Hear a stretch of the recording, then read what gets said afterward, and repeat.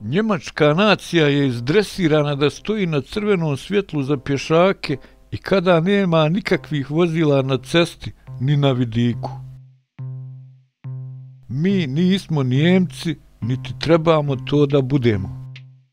Ali ipak predlažem policiji grada da kada žele da popune državnu kasu, neka pošalju policajce na ovaj semafor u Wilsonovom šetalištu i kažnjavaju pješake koji prelaze na crveno u vrijeme kada je saobraćaj vozilima zabranjen tom ulicom.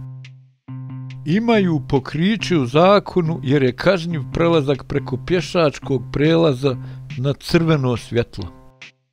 To što nema pokriće u zdravoj pameti i u suprotnosti je sa našim mentalitetom nema veze. Važno je doći do novca na bilo koji način.